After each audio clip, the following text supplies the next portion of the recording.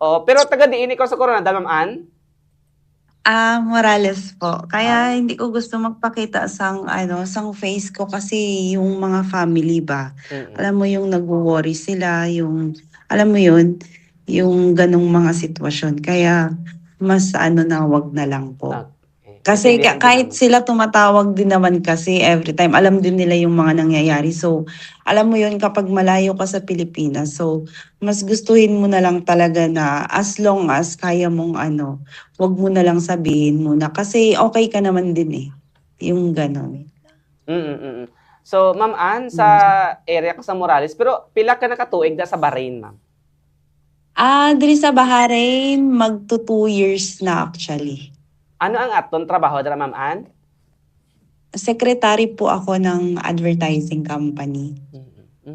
Pero kahapon grabe 'no, oras sa Pilipinas, Ah, naglupok dira ang isa iya ka rocket. Pero ipa-confirm naton, Ma'am Ann, ano nga rocket yes. ang nag-igo dira, iya ka US or iya ka Iran?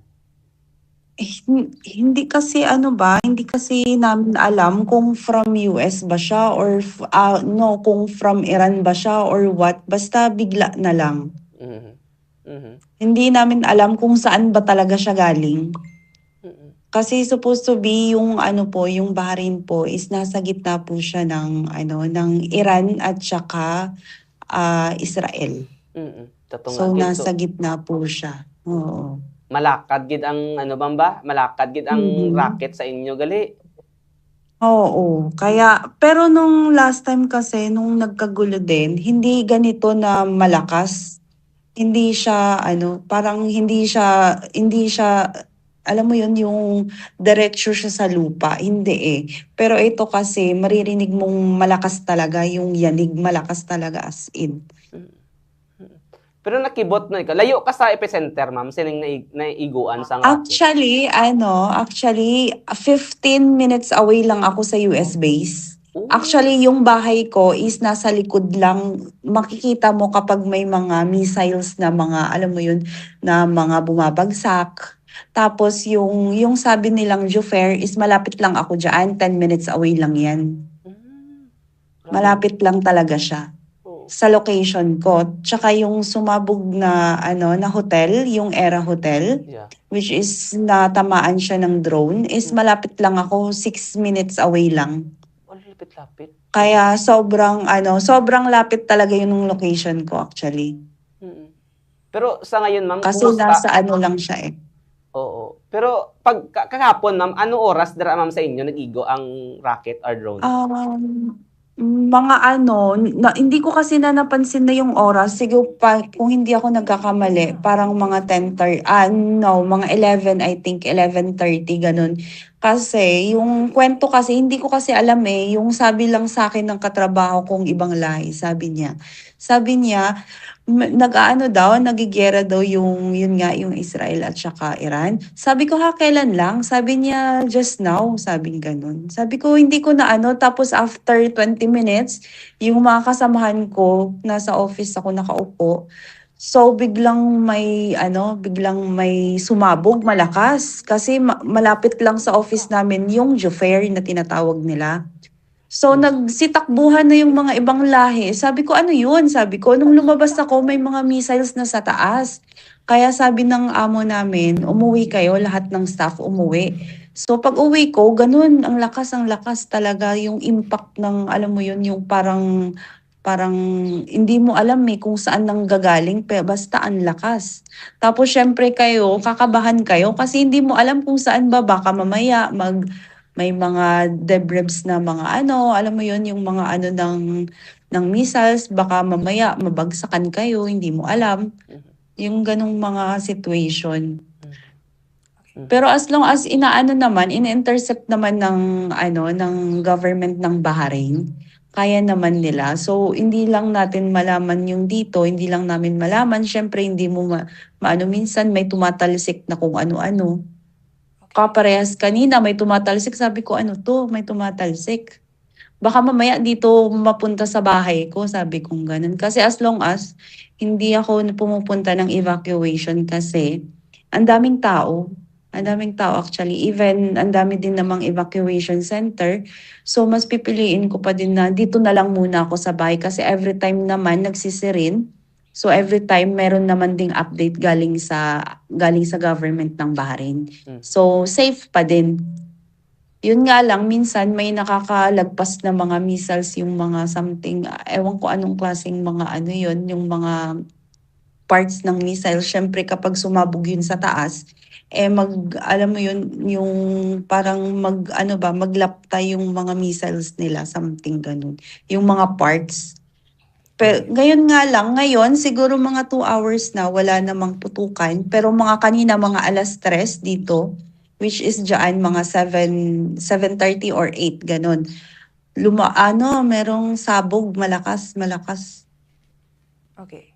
Mm. So, Ma'am Ann, this is Bombomira. I would ask you, Hello so po. kahapon, Mhm. ilang putok na po yung mga narinig nyo po, Ma'am? Ay, ang dami na po, hindi po mabilang. Actually, hindi mabilang yung ano ng update ng phone namin every time na nagsisirin. Ang dami po, actually. Ang dami. Tapos every 10 minutes, 15 minutes, merong putok yung ganun. Kasi nga kahapon naglakad pa ako galing office papuntang bahay. So sa daan, sumasabog na talaga. Ang daming Alright. sumasabog. Tsaka makikita mo yung mga kabayan natin dito, yung mga Pinoy, nasa labas sila. Kasi pinapauwi na sila ng mga employer din nila kasi sarado na yung mga office, yung mga yung mga store dito, nagsasara na sila. Tsaka yung iba, nagpa-panic buying na din yung ganun kasi sabi nila mag-imbak ng mga pagkain, alam mo yun, yung mga tubig, yung mga kakailanganin. So yung mga ibang tao siguro, mostly mga ibang lahi, so nagpa-panic buying sila. Opo. How about po dyan sa street or kung saan po kayo nakatira ngayon, Ma'am? Nakapag-imbaka na po ba ng pagkain? So, ano po yung sa tingin nyo po sa situation na to? Magtatagal po ba ito or ano po ang inyong pananaw? Hindi ko lang sure kasi alam mo yun, kasi sa ibang GCC country din, pinapasabog din kasi nila ng mga missiles din kagaya ng Dubai, Kuwait, lahat ng mga GCC country. Abu Dhabi nga, may kaibigan ako sa Abu Dhabi, ganun din. Sabi niya sa akin, kinakabahan daw sila doon.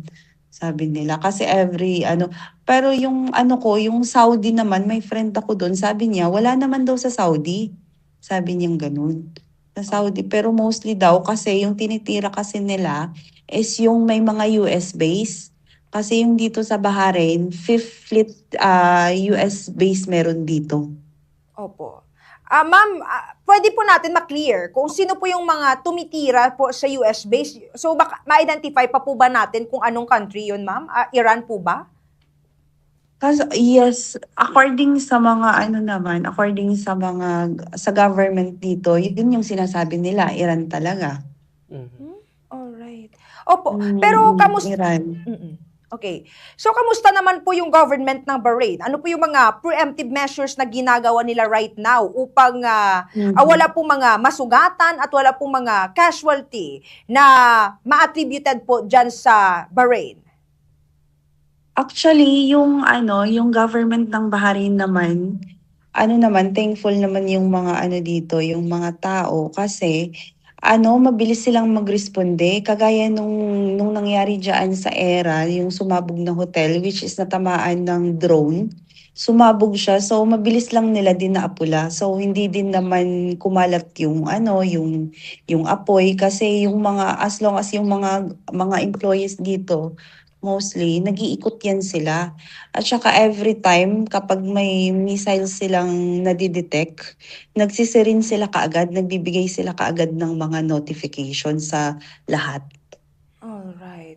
Pero ma'am, ano po yung tinitingnan nating mga economic effect once na magpatuloy itong mga pagsabog dyan sa area, sa Bahrain at sa iba pong mga karatig pa po na mga region dyan? Sabi nila is yung yung gas daw na nanggagaling sa Iran. So sabi nila, pag sa Pilipinas daw, tataas daw yan, sabi nila. Oh, no. Kasi galing daw yan ng Iran . Opo. Pero yung ano naman po dito is same lang naman din. Tapos yung sabi nila, yung currency, bababa. Mhm. Opo. Kahit po Yung nagpa-panic currency ng buying, ano. ma'am? Mhm. Kahit nagpa-panic buying, actually yung presyo, same lang naman din. Same lang naman din. Wala namang pinagbago. Mm. Mm. Pero Ma'am Ann, kumusta ikaw, ma'am? Nakulbaan ikaw subong? Ay, Diyos ko. Alam mo, makulbaan ka, kaya nga naman, syempre sa aton pa lang, sa Pilipinas pa lang actually, kahit lupok pa lang gani dira sa aton sang pusil, is makulbaan ka na how much more is yung mga missile nakikita mo na, oy ano to, parang malalaglag, alam mo yun, yung sobrang, alam mo yung parang, ay yung bahay ko actually, parang ewan ko, yung gumigewang yung ganun ba, yung ganung effect. Mhm. Kasi sobrang lakas niya talaga. Mhm. Actually, malakas talaga siya. Tsaka yung pagsabog is sunod-sunod. Hmm. Sunod-sunod siya as in. Hmm. Yung ganun yung mga airspace nga dito is sarado na din eh. Oh. Sarado na. Actually, meron ding kanina lang, meron ding namataan na may pagsabog sa airport. Pero, ano lang naman, wala naman nasaktan, pero minor damage lang naman daw. So, pero yung airspace is sarado na from kahit saan, wala na, sarado na, close na talaga siya. Alright. Yun na lang. Mm-mm. Oo. Pero sa karon ma'am, ang plastada wala kang gyapon trabaho, hindi ka pwede kagwa or Or work anong from plastada home? karon? Actually, sa amon, makagawas man kami. Makagawas, wala man problema. Actually, kaina, bago ko nagtulog, siguro mga around 11:30 sang gabi dire, is nagawas pa ko, nagbakal pa ko sang pagkaon. Kay daw nag-ceasefire naman siya, do wala na sang may nagalupok. So, nagawas ko. So, nagawas ko, diri lang sa street namon, sa may balay ko, is may nagaaso something diri sa may right side sang balay ko banda. Mhm. So, siling ko sa upod ko, siling ko, wala ka nakabati isang, may nag-aaso something. Siling ko sa upod ko nga Pinoy din. Siling niya wala kay tawag sini, mas delikado abi pag sa gawas. So, mas pilion na lang namon nga ara lang kami sa sulod sang balay. Pero, hindi mo ma-blame mang iban nga mga nationality. Nga, mas makita ko diri sa window ko, nagadalagan sila, Mhm. siguro malakat sila sa mosque. Kasi yung bahay ko malapit sa mosque. So siguro papunta sila sa mosque. Mhm. Yun, pero sabi ko sa kasamahan ko, wag tayong lumabas kasi mas nakakatakot kung mag-evacuate tayo. Correct. Hindi natin alam, baka yun pasabugin your what, Mhm. something ganun. So kapag mag-wait na lang tayo kung sobrang lala na talaga. Mhm. Siguro ililikas din naman kami. Mhm. So yung importante lang is dala mo yung passport mo, yung mga papers mo, Mhm. yung identity mo dito para ma-identify ka din ng embassy natin dito sa Bahrain. Okay. Ma'am Ann, additional question po, since na-mention niyo po na Mhm. malapit po kayo sa mosque, Mm. yung nangyaring pagsabog po dyan sa AOR or sa region na yan, nakaka-apekto po ba yan sa Ramadan? Yes po. Yes po. Actually, sa Ramadan kasi naapektuhan din yan sila mostly. Kasi syempre fasting din yung mga ibang lahi. So, tsaka yung number one na apektuhan dito is yung business din. Yung business ng mga lokal dito. Opo. Pero, Kaya ganun. opo. From time to time po ba, palagi po bang nag-a-update or nagko-coordinate rin po yung embassy or Philippine Embassy po sa Bahrain, ma'am, in case na kinakailangan nyo po ng tulong or ano po ba ang ginagawa ng Philippine Embassy sa inyo? Actually, nakita ko lang din sa Facebook na nagbibigay sila ng mga contact numbers kung ano man yung mangyari, kung ano man yung tatawagan mo, kung saan yung shelter na mas malapit sa'yo. So, kung saan yung malapit na shelter sa'yo, kung sakali man, so doon ka na lang pupunta. Tsaka, ang dami din namang mga kabayan na aware din naman sila kung saan yung mga shelter actually. Mhm. Oo. Pero any pronouncement ma'am from the government of Bahrain kasi parang nagsabi din po yung Bahrain na pag may tumamang missile sa kanila, gaganti at gaganti sila po. Oo, kasi ini-intercept din nila eh. Ayaw din nilang, alam mo yun, yung bumagsak sa bumagsak dito talaga yung yung missiles kasi mas madaming maapektuhan actually. Especially doon sa Jufair kasi doon yung US base ng Navy. So, as long as ini-intercept talaga nila, pero hindi minsan kasi nakakalusot din eh. Nakakalusot din. So, yung mga highways doon, kasi doon bumabagsak malapit doon. So, kino-close nila. So, ngayon, inopen naman din nila as long as pag nalaman nilang nag-okay, ino-open nila. Pero kapag nag-a-alert na naman, kino-close na naman nila. Pero nakabatak yung ma'am, security measures dyan, border measures po ng ating Bahrain. Yes po, every time may mga airplane sa taas. Actually, may mga airplane sa taas na umiikot. Sige, ma'am. Kaya mas pa ngayon, mas safe pa kung sa akin, mas safe pa. Kasi nga may mga tao nga dito naglalakad-lakad na eh. Dito lang sa Pero as long as kung maaari, stay home ka lang muna, huwag ka muna lumabas kasi hindi natin alam anytime baka mamaya naman sila ng missile, so mas maiging nasa bahay ka lang muna. Pero ano abiso ng DFA po natin dyan at DMW po ng Pilipinas sa mga Pinoy po dyan? Wala akong masyadong balita sa natin sa government natin diyan sa Pilipinas, pero nagpo-post naman sila through Facebook kung sakali kung ano man yung mangyari. Is maging lang talaga, maging ready lang, especially yung mga documents natin dito. Yung documents natin na alam mo yun, yung mga identity natin is as long as meron ka. Okay. Pero willing ka po mag-evacuate, ma'am, if ever po, na sasabihin ng gobyerno na forced evacuation po? Yes po. Willing po ako kasi syempre naman po anong gagawin natin dito kung alam mo yun, kung mas lalong lumala. So, kasi nung time na nagyera din dito is yung last year, yung something din yun eh, yung magulo din. Hindi ganito kagulo. Hindi nga sabi ko nga hindi malakas yung pagsabog which is ngayon is malakas talaga. Kaya makikita mo sa mga tao na parang nag-worry din sila, especially yung mga kabayan namin dito, yung mga kabayan natin dito sa ibang bansa, dito sa Bahrain mismo. Opo.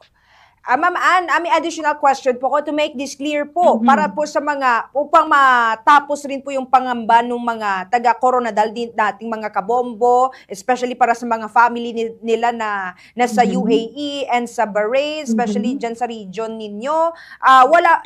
Safe po lahat ng mga kababayan nating mga OFW, Ma'am Ann? Yes po, safe po. Wala naman pong nababalita na merong nasaktan na mga dito, na mga tao, especially yung mga kabayan natin. Wala naman po. Wala naman po kasi as long as alam naman nila na kung ano yung mga gagawin nila kasi yung government ng Bahrain, every time nagno-notify sila kung ano yung mga nangyayari, yung ganon, nag-a-alert sila. Pero ngayon nakikita ko mga 2 hours ago na, walang pagsabog. Pero kaninang 3:00 meron, malakas kaya nagising ako. Sabi ko ano yun, kaya binuksan ko yung bintana ko.